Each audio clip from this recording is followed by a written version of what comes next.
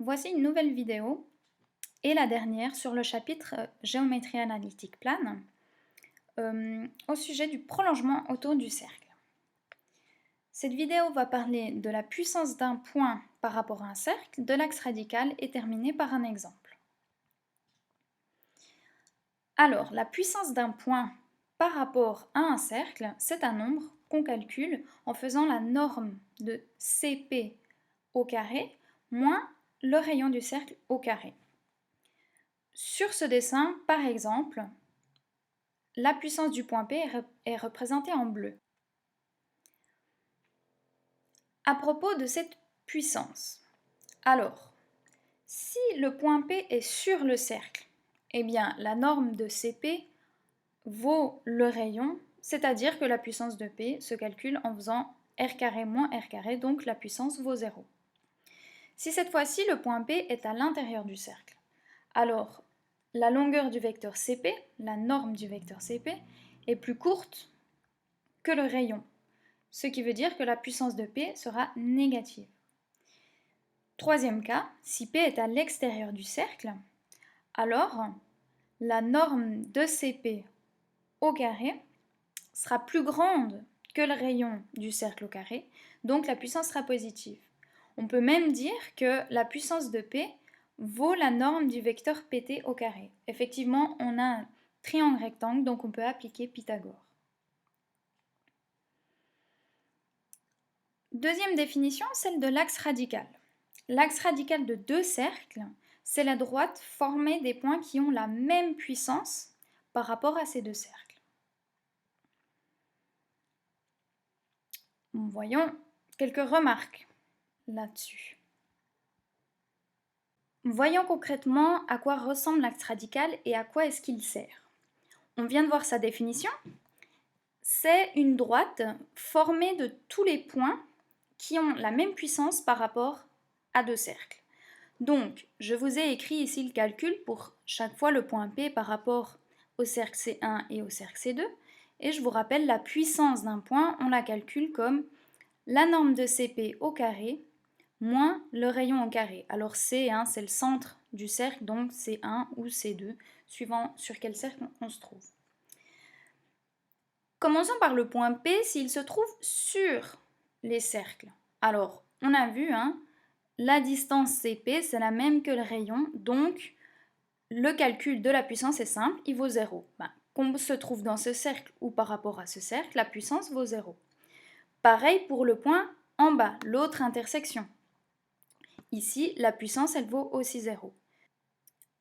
Par contre, si le point se trouve ici dans cette zone, à l'intérieur des deux cercles, eh bien on a vu, la puissance est négative. Si on se trouve en dehors des cercles, en dehors des intersections, la puissance est positive, en haut ou en bas. Petite particularité que vous pouvez voir déjà ici sur le dessin, l'axe radical est toujours perpendiculaire au segment qui relie les deux centres, au segment C1, C2. Une autre remarque, si les cercles se coupent, comme ici dans notre cas, l'axe radical, il passe par les points d'intersection. Vous vous dites maintenant, mais à quoi sert cet axe radical? Pourquoi est-ce qu'elle nous parle de puissance d'un point? Vous ne voyez pas bien le sens de tout ce que je vous dis. Mais en fait, l'équation de l'axe radical se trouve très facilement. On a juste à soustraire les équations des deux cercles et on trouve l'équation de l'axe radical. De plus, comme si deux cercles se coupent, s'intersectent, alors l'axe radical passe par ces deux points, mais en fait c'est ça l'avantage de l'axe radical. Pour trouver les intersections entre deux cercles, il nous suffit de chercher l'axe radical, puis de chercher l'intersection entre une droite et un cercle, plutôt que de chercher l'intersection entre deux cercles. En effet, essayer de chercher les solutions d'un système de deux équations à deux inconnues de degré 2, on n'a jamais fait ça et c'est pas pour rien, c'est parce que c'est compliqué. Donc c'est mieux de faire entre la droite, l'axe radical, et un des deux cercles pour trouver les intersections des deux cercles. Encore une remarque que j'ai déjà dit, l'axe radical est perpendiculaire au segment C1, C2. poursuivons et terminons cette vidéo par un exemple. Soit un cercle qui nous est donné par son équation x-3 au carré plus y plus 4 au carré égale 16, et P un point de coordonnées 10-2. Alors, première question, quelle est la puissance de P? La puissance de P, elle se calcule en faisant la norme du vecteur CP au carré moins le rayon au carré. Donc, écrivons déjà qu'est-ce que c'est le centre C. 3 moins 4. Attention au signe. Donc le vecteur CP, 10 moins 3, 7, moins 2 moins 4, 2. Et c'est ce vecteur dont on cherchera la norme, moins le rayon au carré. Alors, on a 7 au carré, 49, plus 2 au carré, 4, à la racine qu'on remet au carré, donc on a juste ça à calculer, et moins le rayon au carré qui correspond au 16. Ainsi, 49 plus 4 moins 16, on trouve 37. La puissance de P est donc 37, c'est positif, ça veut dire que le point P est en dehors du cercle C1. Deuxième question, si on ajoute cette fois-ci un deuxième cercle d'équation x moins 6 au carré plus y plus 8 au carré égale 4, alors quel est l'axe radical? On a vu, pour trouver un axe radical, il faut soustraire l'équation des deux cercles. Pour que ce soit plus simple, on a meilleur temps de développer les équations des deux cercles. Donc pour le premier, on aurait x carré moins 6x plus 9, plus y carré plus 8y plus 16 égale 16. Et pour le deuxième, x carré moins 12x plus 36, plus y carré plus 16y plus 64 égale 4. Et maintenant, on soustrait les équations de nos deux cercles. Donc x carré moins x carré, c'est le but, ça s'annule. Ça part. Moins 6x moins 12x, ça nous donne 6x. 9 moins 36, on obtient moins 27.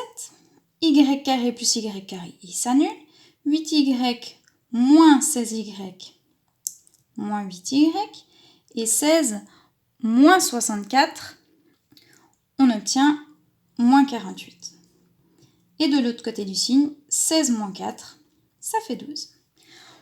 On réorganise tout ça pour avoir une équation un peu plus jolie, c'est-à-dire on passe tous les constantes du même côté, donc on obtient 6x moins 8y moins 27 moins 48.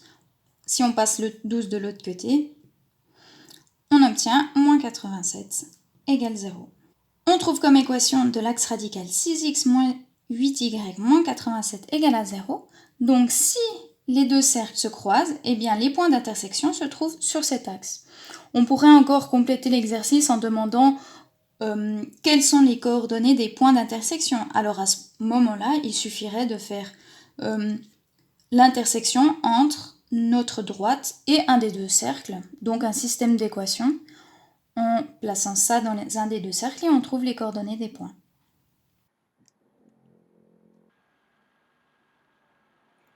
Alors, qu'est-ce qu'il faut retenir de cette vidéo? Alors déjà, une première chose, quand on cherche l'intersection entre deux cercles, il faut trouver l'axe radical. Pour trouver l'axe radical, on cherche l'équation, c'est-à-dire on soustrait l'équation des deux cercles.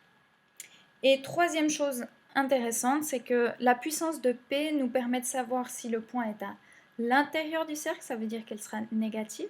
Elle est sur le cercle, ça veut dire qu'elle vaut 0. Ou elle est dehors du cercle, c'est-à-dire que la puissance est positive. Voilà, j'espère que cette vidéo vous a permis de mieux comprendre ce dernier chapitre et que vous êtes capable maintenant de faire vos exercices.